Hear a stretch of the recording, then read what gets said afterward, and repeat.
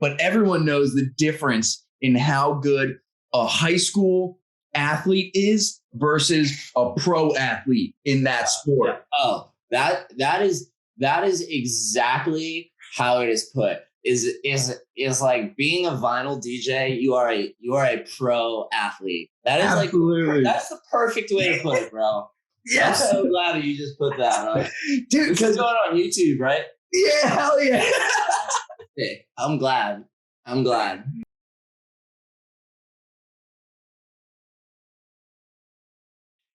Welcome back to the Free Yourself podcast.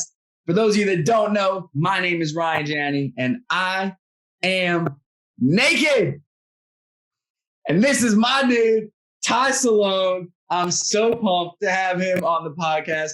Thank you so much for doing this, my man, who just moved down to Florida originally. Are you originally from Philly, or do we just know each other? Yes. So I'm like from right outside of Philly. I grew up in Montgomery County in Harleysville, Pennsylvania. Real fucking boring town. But I've always been like real tied into Philly. So yeah.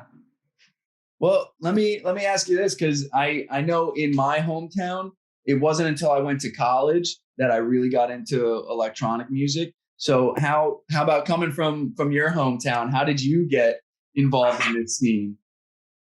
Honestly, dude, it didn't happen until a little bit later, until I like left my hometown.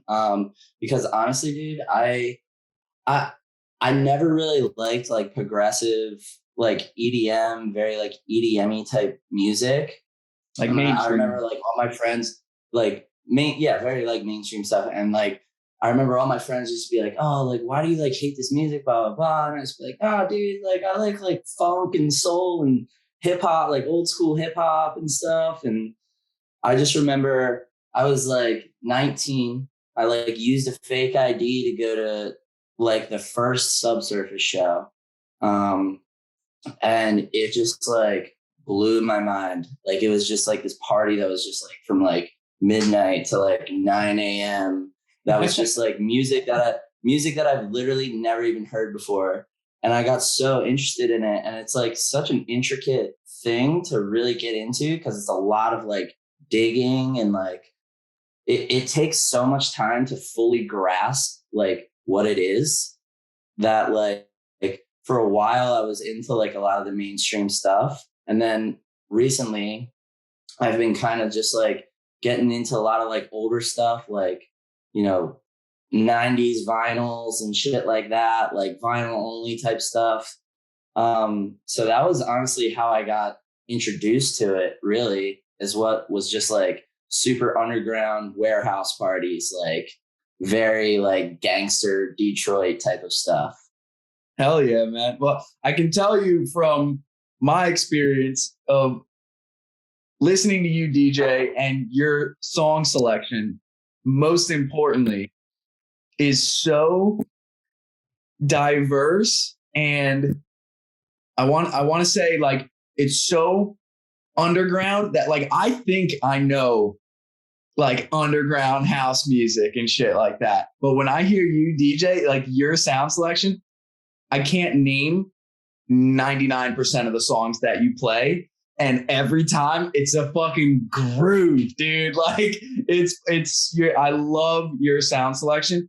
And I almost can never tell when you're transitioning to another song. Like you've become really good at not just transitioning intros and outros, but actually blending songs so it just sounds like one continuous song. And that in tech house and minimal is so important to me, because you also have to, like, for me, I have like song ADD a lot, and tech house and minimal made me really like fully listen to the songs and see where I can really blend them in. And watching you DJ and listening to you has helped me grow as a DJ. That's awesome, dude. I appreciate that so much. And it's crazy because like the way like you feel about me, like in that sense, like I feel about so many other people, you know? And like that's like, I feel like what has helped me the most is like, looking up to people that like are doing it like for the right reasons, and like working with people that are like doing it for the right reasons. And like, if you're just like a sponge and you have no other intention other than like, I just want to like play music and like be the best, DJ, music producer, podcast talker, like you'll just be like a sponge, like you'll just take information like from anyone, you can learn something from like literally anyone, like, so, but yeah, dude, I appreciate that. Thank you so much. I definitely do it a lot. Like I just literally do nothing but just like, I had a day job, like working at a restaurant. I would just like go work for like 5 hours, go home, dig for like 9-10 hours, just nonstop. And then just like get inspired, make beats, like stop making beats, hit a wall. Like, and I'm like starting to like get to a point where I'm like really understanding,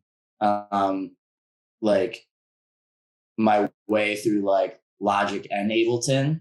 So I'm really starting to like get a better grasp on like what I'm doing with all of that too, which has like been so nice, dude. It's been so nice. Dude, I mean, if you can have a grasp on Ableton and Logic, like there's so many producers that will do their creative and some of their mixing, but like a rough mix down in Ableton and then move it to Logic because Logic has better sound quality. So, and then really grind with mixing and mastering in Logic. So if you can do both and not have to like send it to someone to do that, like your sound, like you already have a sound. Now I'm so excited to hear more music. I don't even think I do really. Well, I like have no clue what I want. in your DJ, in your performances. Yeah. Like yeah. you definitely have a vibe that you stick to. And I'm excited to hear what you come out with, being able to dabble in Ableton and Logic, man. That's gonna be awesome. Yeah, I definitely enjoy like the deep spacey sounds, but I also like to like keep it a party too, so it's like, how could I like keep it like weirdly ambient but like still like keep it up, like keep the energy up. Hell yeah. It's been a challenge because it's hard. I mean, even like minimal, like Chris Stussy, like is an amazing like minimal producer and DJ, but it's like he doesn't even really play like all that like calmer minimal stuff in his sets, like he's playing like stuff that's like 132 135 minimal that's just got like popping drums, that's just like it just goes, like it never stops, it just goes. So but that is something that I can tell from your sets, that because like you said, like minimal, like by nature is like it's minimal, like it's chill, but you've always been able to keep the energy up in your minimal sets. And that's a whole nother skill. Like that's not easy to do. Like a lot of dude, seriously, like a lot of minimal house DJs and stuff, they get into it because they really like the music, but then they only will play like the super minimal stuff. And like especially if you get a big opening gig for like a bigger artist, like you got to keep, yes, you're opening, so you're not trying to blow them away, but you got to keep them entertained. Yeah. Like, and you got to get the party going. No, you have to warm them up. Absolutely, yeah. So no doubt. No. I saw you in your time in Philly that we've been friends. You had the job with the record, not record company, record store. What was that? Yeah. It's my homie. My homie owns Impressions, which is a record store that's just like literally like out of his basement, but he's got like a bunch of records. And yeah, man, I was just sitting there. I'd work for him like probably like 4, maybe 5 days a week sometimes. And I would just be like pricing records, like picking up records that are just like, dude, like 70s, like terrible 90s music that I would never listen to in my life, like synth pop, like all this other stuff. But there was just also so many like, but it was mostly like a dance music collection. So it was like old house music stuff from like the 90s. And like there's like an era of music of like 30 years of music that is just like not logged on Spotify or like digitally anywhere. Like the only way that you'll find it is if somebody like finds the record and like puts a clip of it on YouTube, you know?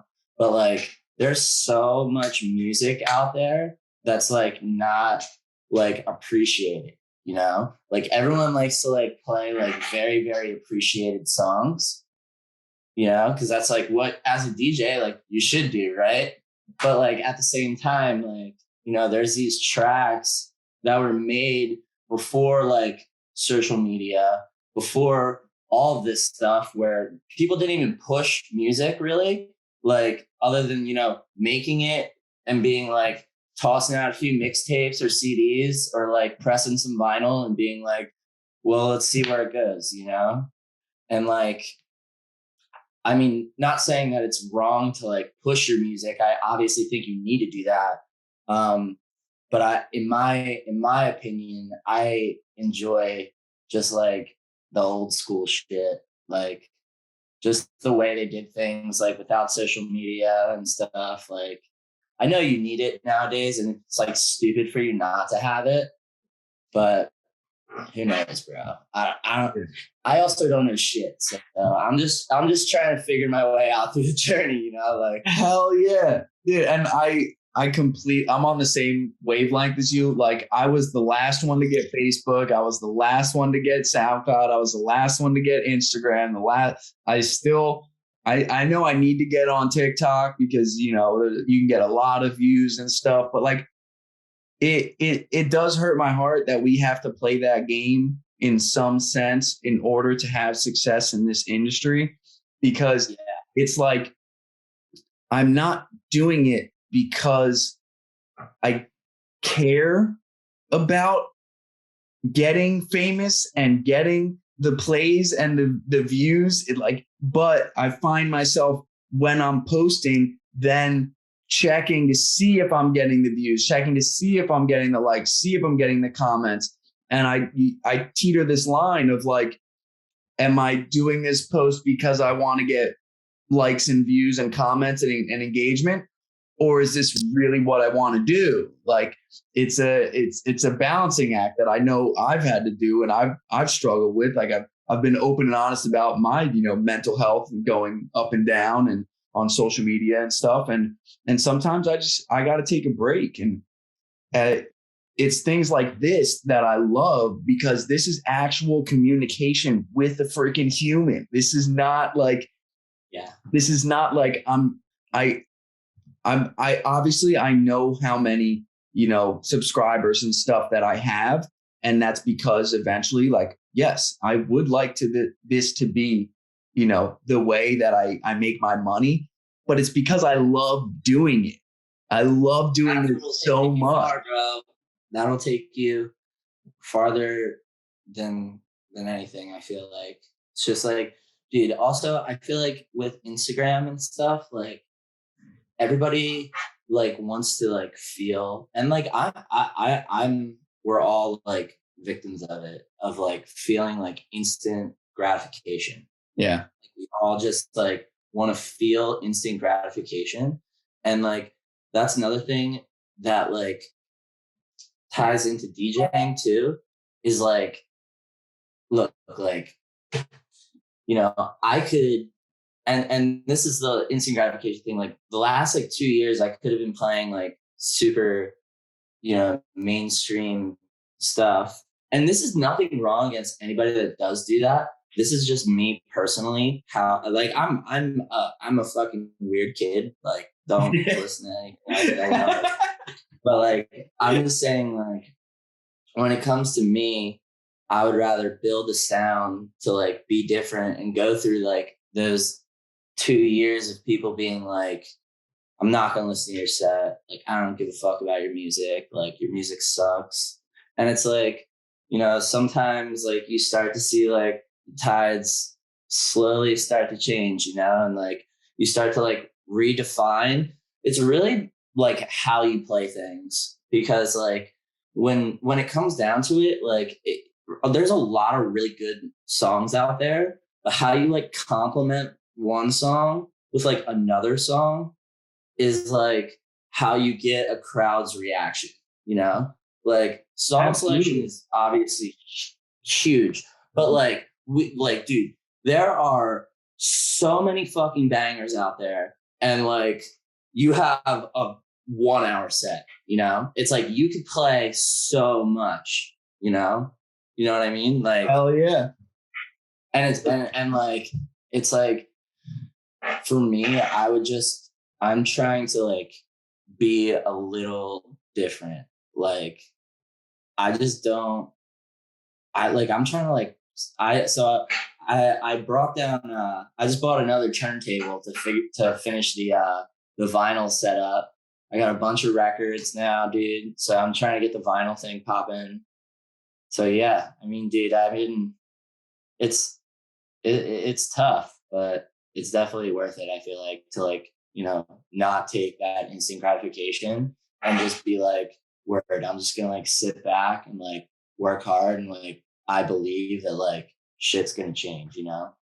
Absolutely, man. I mean, from the first time that you were around, you exude this energy that makes people want to come around. Like I don't know. I'm guessing like it feels probably very different from your point of view than from someone else's point of view. So it's cool to kind of get this sort of feedback when you do this thing. And it's like, Yeah. I knew from the first time like you came out and started DJing at Graffiti Pier with us, I was like, this guy's got like that thing that makes people attracted to him. Like it's an energy that just like pulls you in, because you're not this like overconfident, like, look at me doing this thing. Like you're just doing your thing that you love. Yeah. It's awesome to see, man. And like the proof is in like just in the year that I've known you, like maybe even a little bit less than that. You've lived in Ohio, you've lived in Philly, and now you just moved to Florida. Like you are doing you, like unapologetically. Yeah. You're just doing you, man.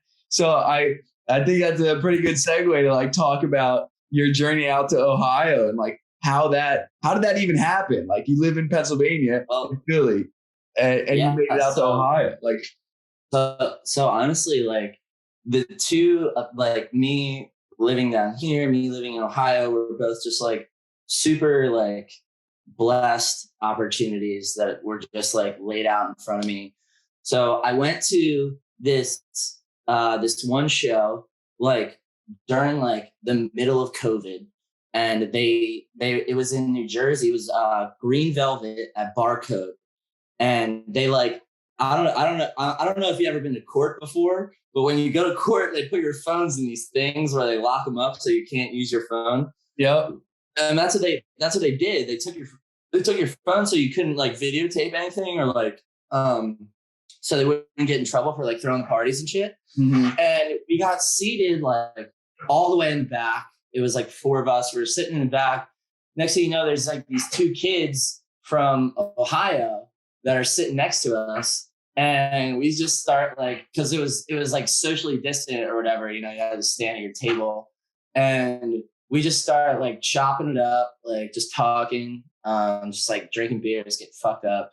And next thing you know, like we're talking, and he's like, yeah, like I throw shows out in Columbus. And I was like, okay, word, like that's what's up. Like I'll hit you up. Like, and we like hit him up, and then like we never heard anything back. And I think we like asked for like, I don't know, something ridiculous, like $400-$500 for to come out. And then he never hit us back up.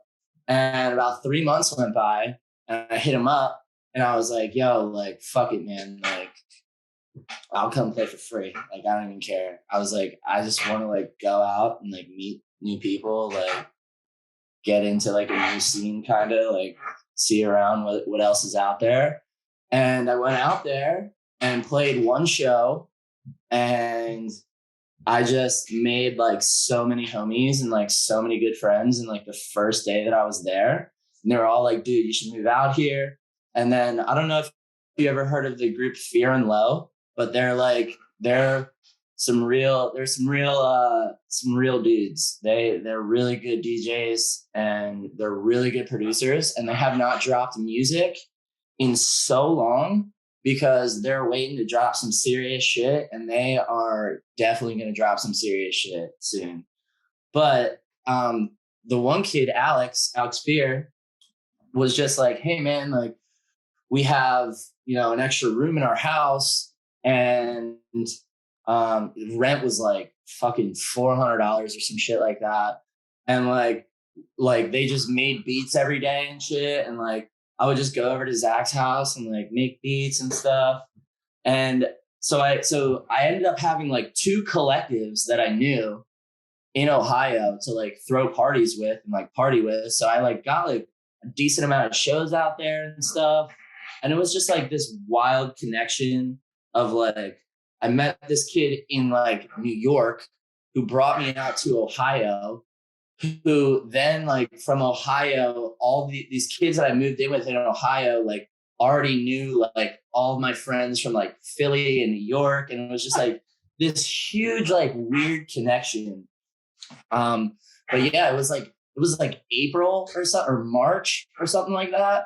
And it was just like really dull. There was nothing going on. And I like was granted this opportunity where like there was music being played out there and no music being played in Philly. And I had nothing holding me back. I didn't have a lease holding me back or anything. And I was just like, fuck it. Like, I'll just go do it. And I just went out there, got a job, and just like did my thing. Like, and I learned like so much in that journey that like it was so worth it. And like I can't say one good thing about the state of Ohio, but the journey was totally worth it. I can't tell you one good thing about Ohio. It's the most flat state I've ever been in my entire life. The sun sets at like 10 o'clock because there's no hills.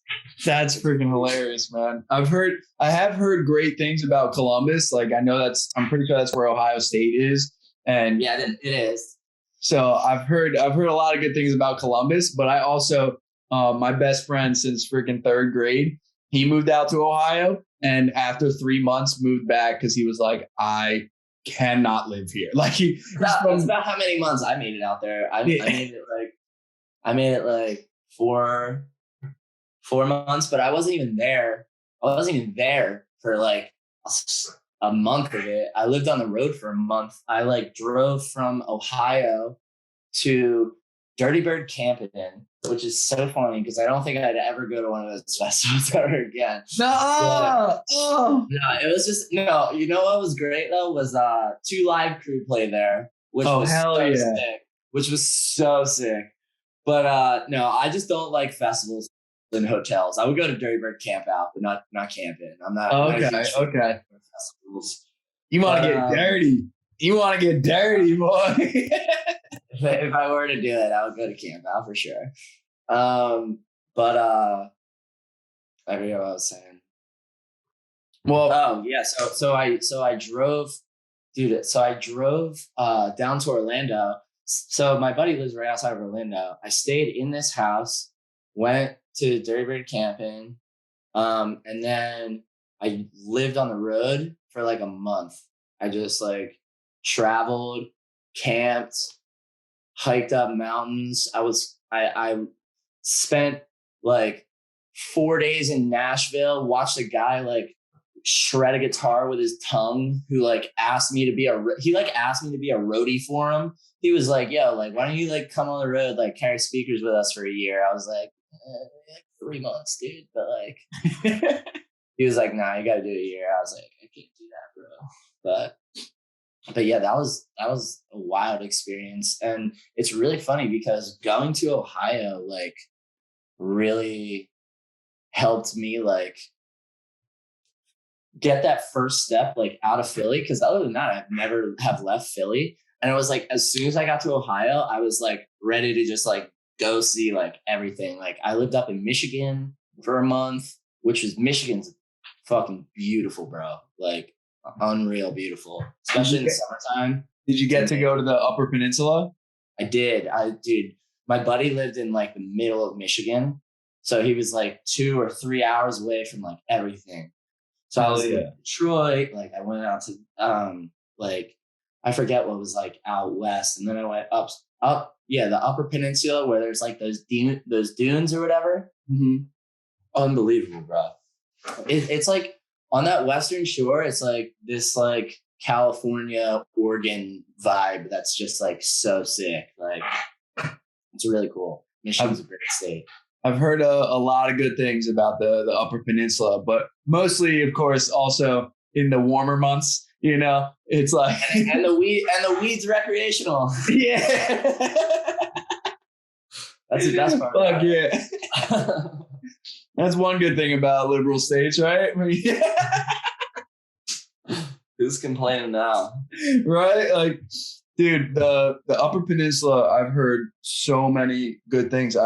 Back in 2015, 2016, I was involved with this crew that like they were based out of Michigan. So I went out to East Lansing and we went around the Detroit area and stuff. And even you know, East Lansing is where Michigan State is.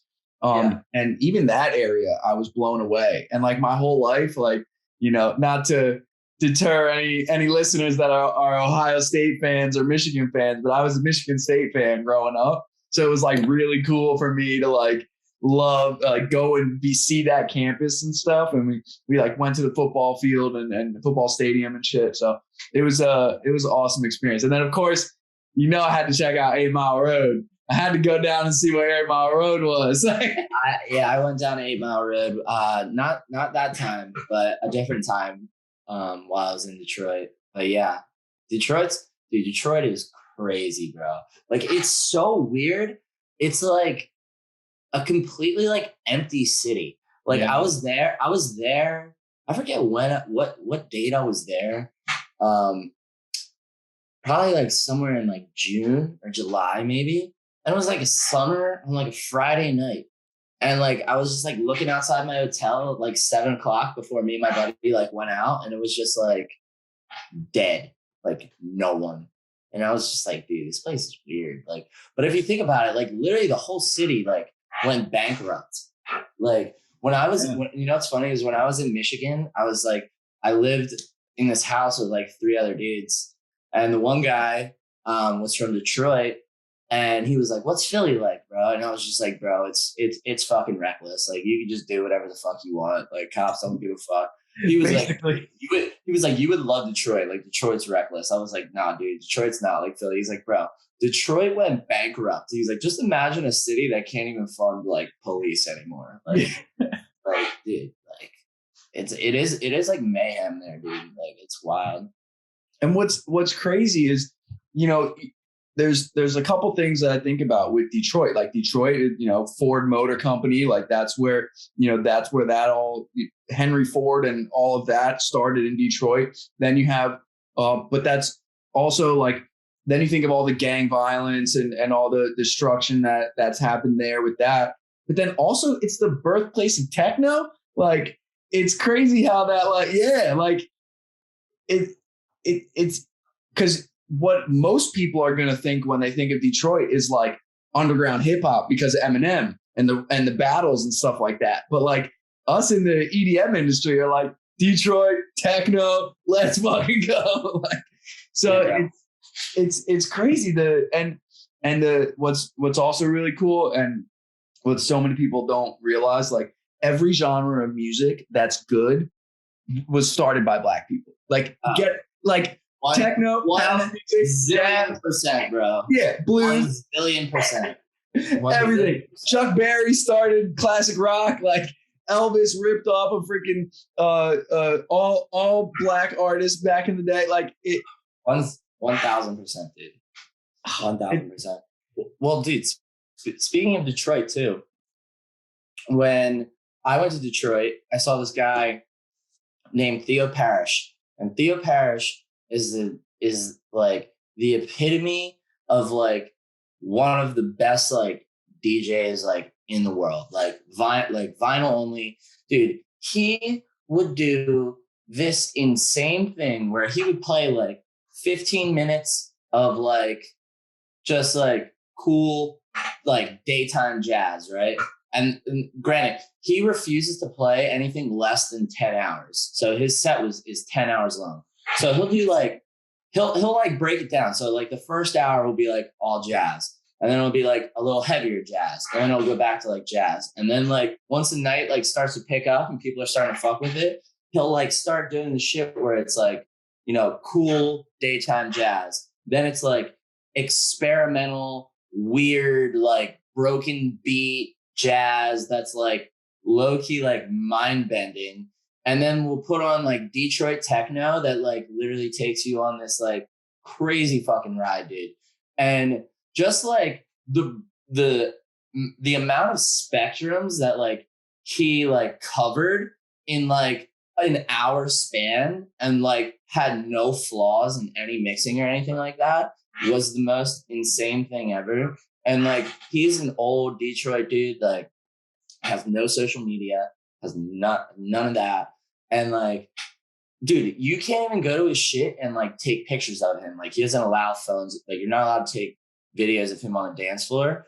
And if you look him up, there are videos of him though, like when he's mixing, and he is like a man possessed, bro. Like he is like going fucking crazy. Like literally how you would think somebody would be in like, what's that thing called when you get taken over? Like a fucking, what's the word I'm thinking of? Possessed? Yeah. Well, not a man possessed, but like, I'm thinking of some fucking movie, whatever. But dude, just insane, dude. Like so crazy. And he is like the epitome of like Detroit, where it's like plays like all the shit, you know, like hip hop, jazz, like, and then take you on this like weird Detroit techno ride. And then he'll just like play this one jazz song out of nowhere, like nothing happened. And he's like calm, like back to normal. Cause he'll like freak out. Like his eyes will look like he turns in the back of his head. Like, I'm telling you, it's a fucking experience. We should all go sometime. I'm gonna take you guys out to Detroit sometime when we go, dude. Because it's like, and it's so loud. Like he keeps it, dude. He cranks those knobs, dude. Like, but like it's insane though, dude. Like you watch this guy, and like you see how obscure he DJs, and it's like so sick. Like it's like not just like your normal, just like loop, blah blah blah, like flip into this space. Like it's like obscure. Like he'll turn a whole song down, leave the highs on, and you'll see his body like shaking to the beat. And it's like so infectious that he'll slowly like bring the mids back in, like bring the entire song back, and then just like throw the bass on at full volume. And everybody in that place is just going fucking nuts. Like it's the most, it's super intimate experience too, which is like really cool. Well, the freaking wild thing about this is like if you don't DJ, like you don't know the difference between vinyls and CDJs and a controller. Like to do all the things on vinyl that you could do on CDJs or a controller is so fucking hard. Like, oh my God, it's insanely hard. I'd say it's like, what's a good real life? Ooh, I like playing this game. What's like a good real life comparison of two things that are thought to be similar, but one is just like leaps and bounds harder. And I'd say, like someone that says they're good at skiing versus someone who like races skis. You know what I mean? Like you think they're doing the same thing, right? Yeah. Right. But the person who races skis, it's easier than walking to them. And the level that of expertise that they have compared to the person who's just like can make it down the mountain and have a good day and have fun is like insane. And or even just the difference between here's a one that like is not everyone skis, not everyone knows, but everyone knows the difference in how good a high school athlete is versus a pro athlete in that sport. Oh, that is exactly how it is put. Is like being a vinyl DJ, you are a pro athlete. That is absolutely like that's the perfect way to put it, bro. Yes. I'm so glad that you just put that on. Dude, this is going on YouTube, right? Yeah, hell yeah. Hey, I'm glad. Fuck yeah, man. And yeah, but I mean, and the thing about it is too is like it's like for me why I want to do it is like, you know, there's a lot of like OGs out there that have been doing this shit longer than we've been alive. Mm-hmm. And like to them, like, you know, like you like coming in and like visually being able to just like line up two lines, like that means nothing to them. Yeah. You know? Like that means nothing to them. And like, if for me, it's like, if I could be, you know, a 24, 25-year-old kid who, you know, starts to make good beats, also spins vinyl, also spins music that no one plays. It's like, there's like, it's a, you know, it's like, that's it. Yeah, that's it, bro. You know? And it's like, I don't mean to be out here giving a formula to anybody, but you know, like it's just how it is, dude. Like it's like what I personally want to do. And like, there's something about me that like, I enjoy going to a club and like not hearing a single song and like being that guy in the corner, like, yo, like I can't fucking Shazam this. Like, good. You shouldn't be able to Shazam it. It's because I worked really fucking hard to get it. Like, yeah. or paid a lot of money to get it. Cause like once you get into the record game, like that's a completely different story, bro. Cause there's, you know, you could find bomb records that are $1. You could find bomb records that are $400, you know? And it's like, you just gotta really just dig deep. And it's just figuring out how to like strategically dig, you know? Hell yeah, man. And what's really cool is in that process, finding songs that are like the hook or the tune in a now new song. And you're like, you make the connection like, oh, I thought this dude made that shit, but it's really from like 1972, this disco band that had this freaking awesome song way back then. Like, I love when that happens too. And I mean, it happened when I was younger at a much smaller level. Like you heard, like just off the top of my head, I can think of like Crazy in Love by Eminem on his Encore, that album. Like Crazy in Love is an old school song. I forget who it's by, but like it was a famous song back then. So, but like when I heard Crazy in Love by Eminem, that was it for me. Like I didn't know there was an old school song. And then I'm in the car with my dad and on his like classic rock station, Crazy in Love comes on. I'm like, what the hell is this? They're about to play Eminem on a classic rock station. And my dad's like, what are you talking about? Like, it's always funny getting humbled like that, dude. You're like, right? Yeah, for sure. You get humbled for sure, man. Like I listen to a lot of so honestly, I listen to so much fucking house music because I'm digging for it. So like really, like I'm not really like if I dig for a song and I find it, I'll listen to it like maybe a couple days for like a couple times before my set that I think I'm gonna play it at, just to like really get to know it. Yeah. But like when it comes to like digging, like I'll like go through most songs, like speed through, hear like parts of it, listen to other parts, and then kind of like as I'm fine tuning like for a set, then I'll kind of like work through all the like almost like digging like a second time, you know? It's like re-digging through your bullshit that you thought you liked, but you were just like your ear were blown out because you were just listening to music for like 8 fucking hours.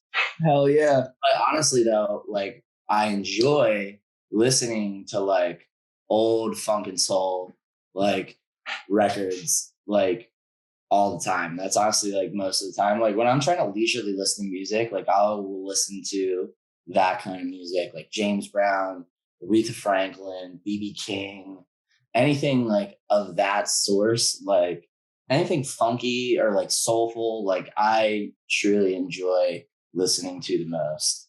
Well, the key word there is soulful. Like it literally, it touches your freaking soul. Like Dude, that. Aretha Franklin is unbelievable, man. Like I have been listening to Aretha Franklin like religiously, like almost every day for like the last like 3 months. And like even like her songs are just like so well put together in like structure wise. And you like really hear like how talented that woman like actually was. Like that would be insane to see her like live. Yeah. Oh my God. That would have been insane to see her. I've seen so many people live. My mom used to take me to so many concerts. Like I've seen Billy Joel like 8 times. I've seen Steely Dan like 7 times. I've seen the Rolling Stones. I've seen AC/DC. I've seen a bunch of different people through my mom. I'm trying to think who else. Like fucking. You ever see Zeppelin? No, I didn't. But I saw their cover band. Okay. Get the Let Out. Oh yeah, I actually have heard. That was actually one of my first concerts when I was when I was really young. Or from what I can remember, I don't know, man. My mom took me to a lot of fucking concerts. You know what's funny is back then I used to be like, this shit sucks, mom. Yeah. Like now I'm like, this is the only thing I listen to, mom. Right? Like I remember being so butthurt that my dad would put on the classic rock station or put on the Beatles or put on like any of that stuff when I was younger and just being like, Dad, can you put on, at that time it was in Jersey, PST was 97.5. I know it's like changed a bunch of times and it's like something else now. It turned into like the Fan or something, whatever. But back then I was just like, because that's all I knew. And I had no appreciation for like how talented these people were with not just the fact that all this music came out so long ago, but how talented they were with each instrument and not just being able to write a song that was a hit with a good top line and catchy lyrics. Like these artists were, each person in the band was incredible at their instrument.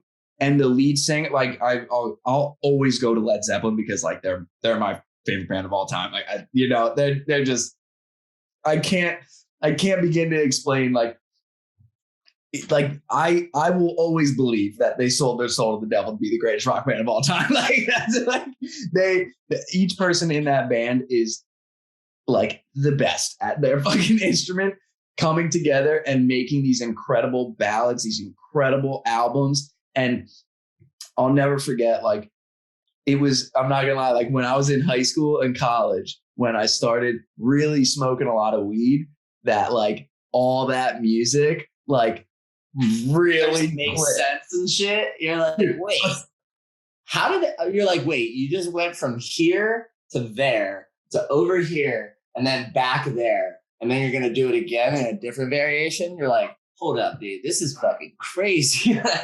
Dude, and then experiencing like, because on classic rock stations, they would only play Pink Floyd, either Time or Money, right? Like that was it. Yeah. And then fully experiencing. Both great tracks though. Yeah, of course. I mean, Dark Side of the Moon is arguably the greatest album ever written across all genres, period. Like, I almost bought that record today. I literally drove down to Florida and the first thing I did was go to a record store. Hell yeah. I'm so happy because that's exactly what I would hope you would do, right? You're going to a new area, you do vinyl, and the record stores, I'm sure you've been to every record store in Philly multiple times, dug through them, but now you get to go to a whole new area to a whole new record store with a whole new library of vinyl for you to be able to utilize. So like, I'm so happy to hear that. That was the first thing you did when you got down there. Yeah. It was literally like it was the first thing I did. Like, as soon as I was like I forget what it was. My buddy like had like an appointment or something like that. I was like, all right, I gotta like get like 20 minutes out of the way. I was just like, I wonder if there's any record stores around here. Then just went, like, already made friends with like these 2-3 dudes that are like 85 years old. I was just walk in there. They're like, I was like, you guys got any dance records? They're like, no, we don't really do like dance records. I was like, all right, that's cool. I was like, I'll just look through the jazz shit. And I just like picked out like 2 jazz records. They're like, holy shit, bro. They're like, you know these guys? I was like, fuck yeah, bro.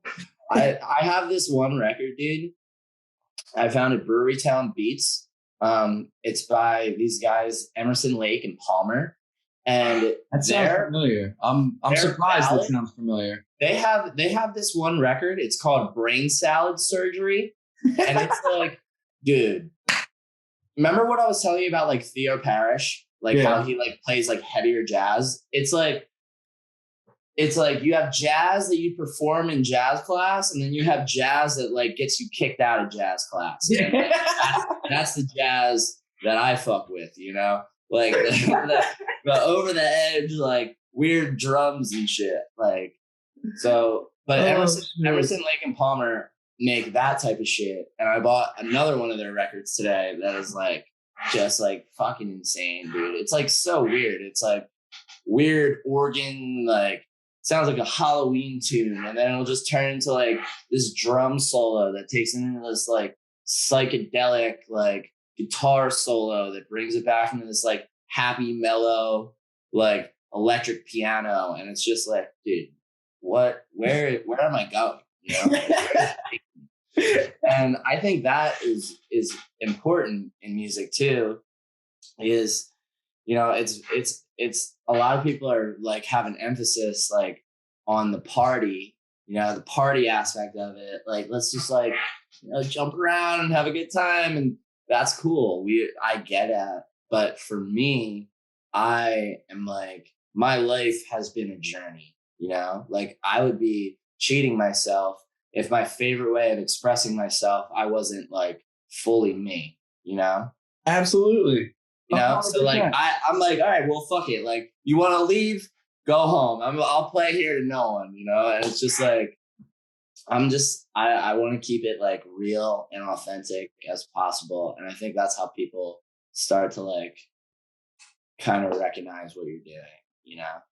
Well, I can tell you from everybody. Well, that's at least what I have learned though, from like OGs, you know, like people that are like huge in big names in the scene, like Ricardo Villalobos, for instance, like absolute, like he's like 51 years old. He's a party fucking animal. He just runs around the booth, gets fucked up, fucks up all his DJ transitions. And you know what?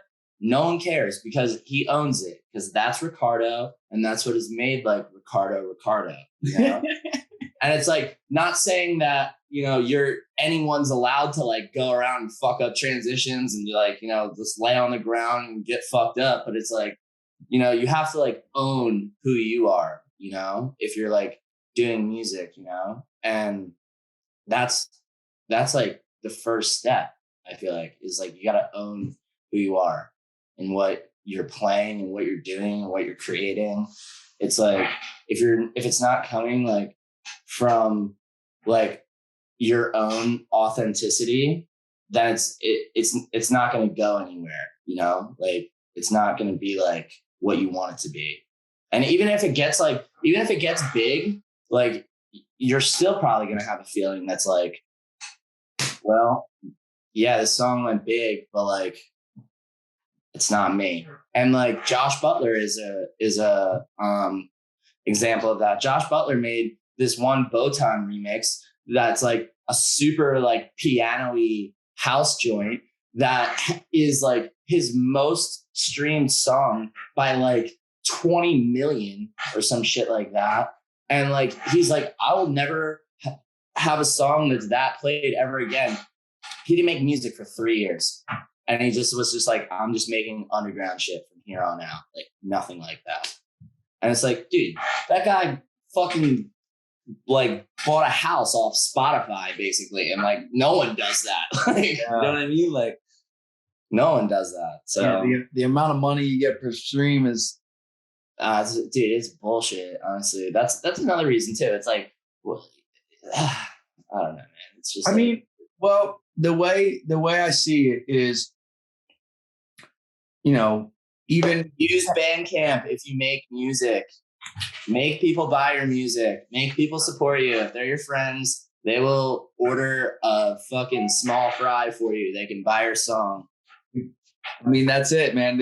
That's why I'm a big fan of seeing someone that's had Beatport success versus streams, because Beatport you can't fake.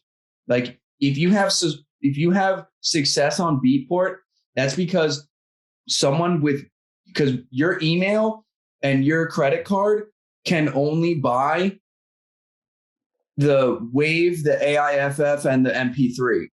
So the most times you can buy a song on there is 3 times with that credit card and that freaking email. So yeah, there's no like buying streams on that. So if you get up in some part of the chart, it's because people liked your song enough to go on there and buy it. And most people don't even know that you can buy the WAV, the MP3, and the AIFF. They only know to buy the song.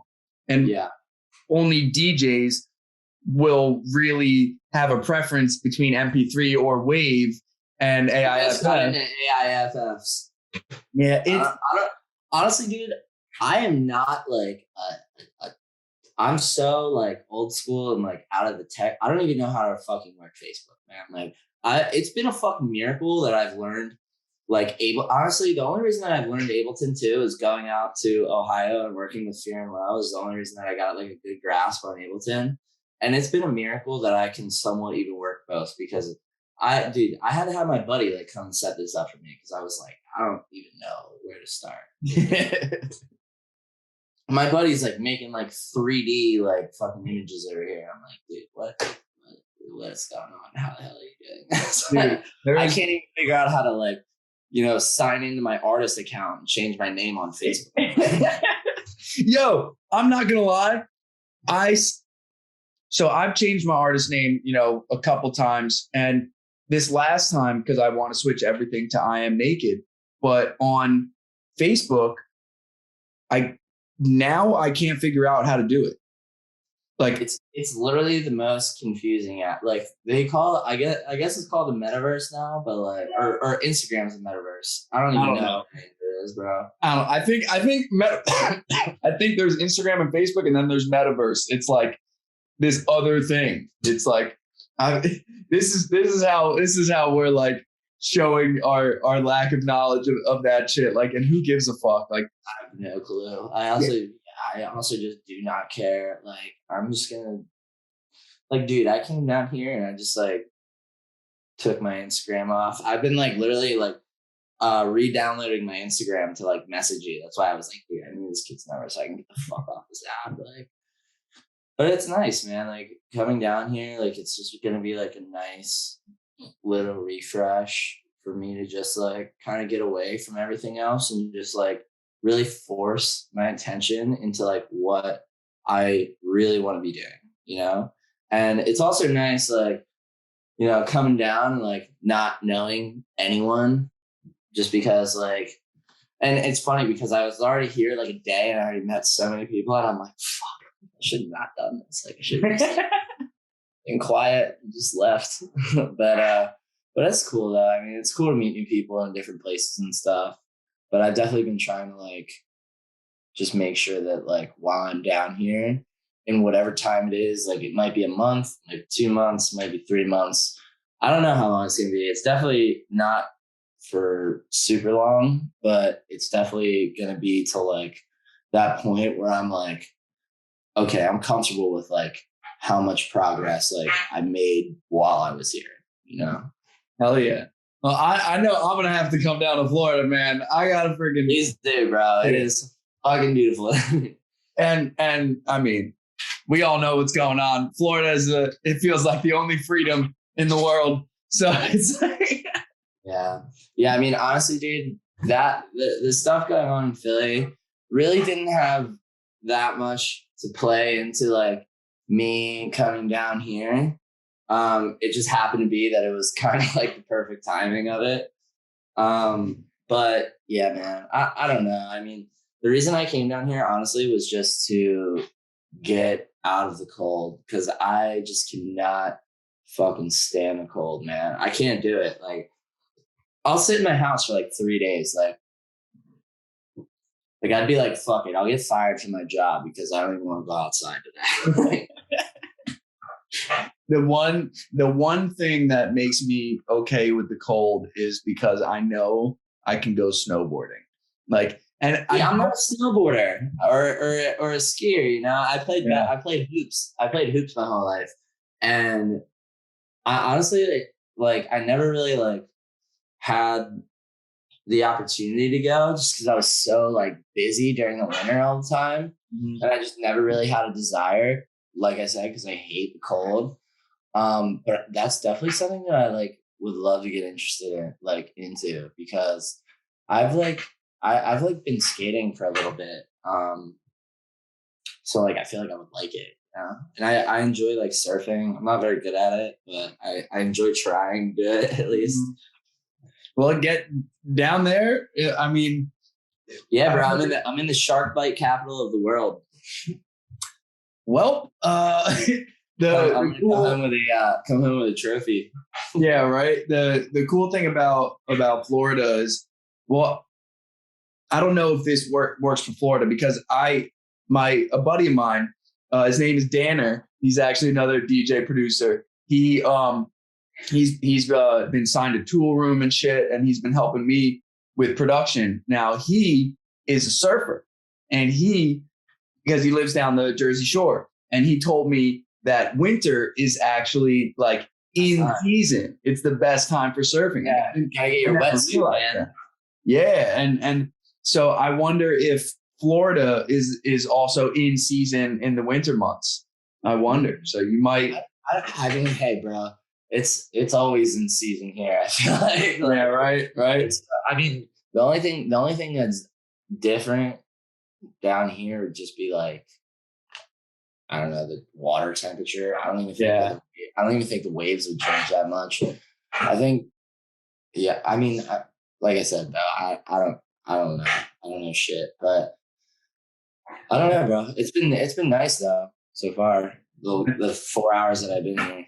Yeah, right. And I think, if you can, because surfing and snowboarding are a lot more similar than skating and snowboarding, unless you longboard, because it's all about carving. It's all about being on your edges, on your toes or your heels. So like when I first started snowboarding, I'd skateboarded for years before that, but skateboarding was never about like, can I carve and how do I, it was always like, can I do flip tricks and grind and stuff? Like that's what I was into. So the transition was tough to figure out how to, be on my edges and carve. Whereas with surfing, I feel like, and I'm someone who's never surfed. I've only skimboarded. So skimboarding is not the same as snowboarding or skating either. There's very little carving. There's like shove-its and stuff. Like skimboarding's closer to skateboarding and surfing is closer to snowboarding, I feel like. I believe it. Yeah, they're really similar in those senses. Whereas and then like same with longboarding, because longboarding you're gonna carve down the mountain and stuff like that, down the hill. Yeah, me and my buddy were just talking about this. I was like on this I guess it's like a cruiser, like one of those like in between skateboard longboard things. And dude, I remember we were going down this hill one time. I was in like 10th grade, and I just remember I would like hit the wobbles and just like fucking Superman dove down this fucking hill. Like literally, I still have a scar from it. I like fucked up my whole elbow. My like bone was showing. I was like, yeah, this is Jesus. I was like, it's fucked up. My side was all fucked up too, dude. It was terrible. I was like, I honestly haven't even skated since then. I was like, I don't even want to do this anymore. I'm done getting. Let me see if did it look like this? No, it was like a little smaller. It was like I said, dude, it was a skateboard with like longboard wheels. Okay. So like a cruiser, you know, like I wasn't like I was fucking flying. Like I was going so fucking fast on this hill. It was a steep ass hill too. I was a young kid. I honestly had no idea what I was thinking. Like going down that hill, I would never go down that hill. Yeah, I remember I had a Enjoy White Panda. That was my favorite skate deck back in the day, and so then like eventually that broke. But when I was in college, like I went into it's called Fairman's in Westchester, Pennsylvania. That's like Bam Margera's skate shop. And I saw the Bam Margera's house one time. No shit. Yeah, it was a rough night. I fucking bet, dude. Dude, I lost my car keys. We had to fucking Uber back to Philly. I lost my friend. Our phone died. We had to like walk through his moat because we had no idea how to get out. So like I had like at the time we were in like I don't even know. We were probably like freshmen or sophomores in college. And we were just like trekking through this dude's moat, like in like Sperry's, and like it was just like so bad. But I have been to his skate shop. His skate shop is dope. So that was he was always around when I was in college out there. But I saw the white Enjoy Panda board. I thought it was like discontinued and shit. So I bought the board and I took my longboard trucks and wheels and I put them on that. And because Westchester is like this happy medium between it's a skateboard town, but then there's also hills. So you can kind of do both. So I took the skateboard deck and I used it as the longboard for a little while. And then I still have the deck, but I took the trucks and wheels off. I put them back on the longboard. And then that longboard, shout out to my man. I'm just going to say Pat. I'm not going to throw his last name out there. My brother in my fraternity, his name was Pat. It was when I was away at nationals for roller hockey in college down in Florida. And he lived in my room in the frat house the year before me and still had a key to my room.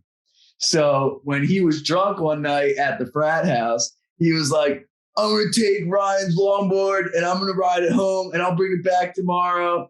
And he wiped out. This is the story, he wiped out and it shot out from under him. And he looked everywhere for the longboard and it was just gone. So it either went down a sewer or like I got fucking smashed by a car. Yeah, right. So I lost that longboard. And then during the pandemic, I found Yokohama skateboards. And I got a longboard from them. Dude, it was only like $70, which for a complete longboard, like Sector 9 is going to be $200. But it was a complete longboard. And I was like, I'm probably going to have to get new bearings, new wheels. The trucks might be all right. But Thanks, Pat. Yeah, but I buy this board and $70, dude, a complete deck, the bearings and the wheels, awesome. The bending of the board, like the actual ability to carve with it and everything, I'm blown away with the quality for $70 for this board. Really? That's sick. So anytime. Hey, everything happens for a reason, right? There you go. Hell yeah, man. So I'm happy I have my longboard here again, and because it's always been a nice little like getaway, like just chilling. You don't take your phone out too much. Like the only time I'll take the phone out is I'll just point down and be like, all right, I'm free. I'm out of here and just skate, dude. And it's freaking, bro. It's peaceful. I'm kind of upset I didn't bring my board down here because my buddy lives in like I'm living in like a beach town right now. It's like perfect for skating.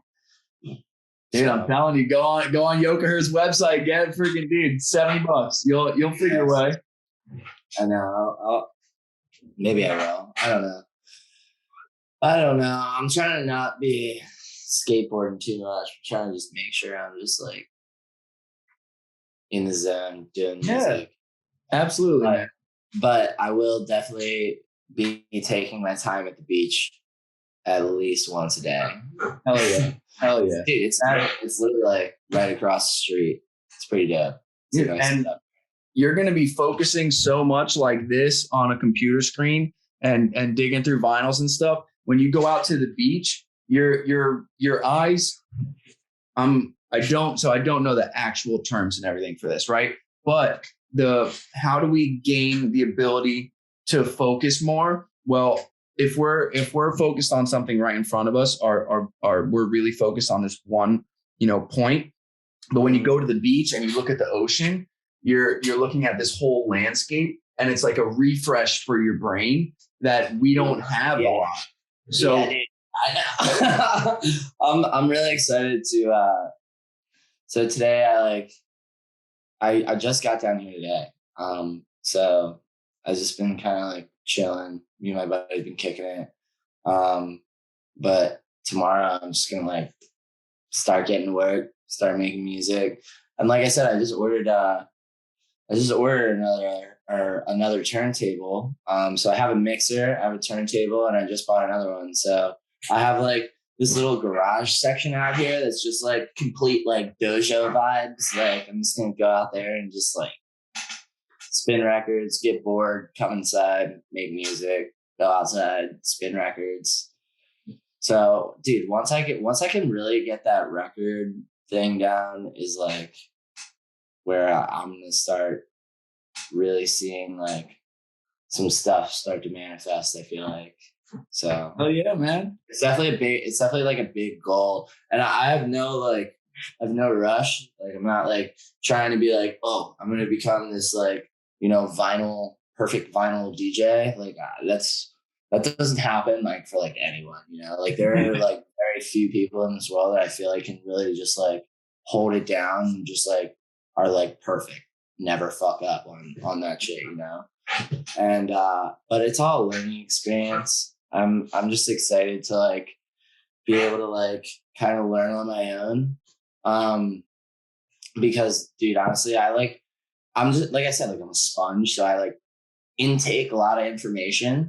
So like sometimes I get like stressed out by like how much is like I'm like learning from and going on around me. So like coming down and being able to like really like be like, okay, like I'm gonna learn this for myself and like this for myself and like gain very like genuine, authentic inspiration at the same time, like just like like just me, going to the beach and then like sitting there for 30 minutes to an hour, whatever it is, and then just coming home and just being like, this is how I feel, and then just like get into it, Hell yeah, man. I think that's a hell of a way to end this fucking podcast. Ty Salone, my man, thank you for having me. We could shoot the shit for so much longer. It's a good thing. I know. I started not capping it at an hour, but like an hour's been the sweet spot, I feel like. We'll come back in like 5 years and we'll see what's changed. Right. Nah, we'll come back in like when you're coming back to Philly, we'll do another one about your experience. All right. Yeah. Dude, I'm sure I'll have a lot to tell you. Hell yeah, man. Dude, you have my number now. We'll make sure you stay in touch. I know I want you to focus on your shit, but we'll keep in touch because fuck Instagram, fuck Facebook, fuck all that shit. You know what it is, bro. Hell yeah, man. I love you, brother. Until next time, everybody that tuned in, thank you so much for your love and support. Until next time, peace, love, unity, and respect. We're out. I'll talk to you soon, brother. Peace. Hey, dog.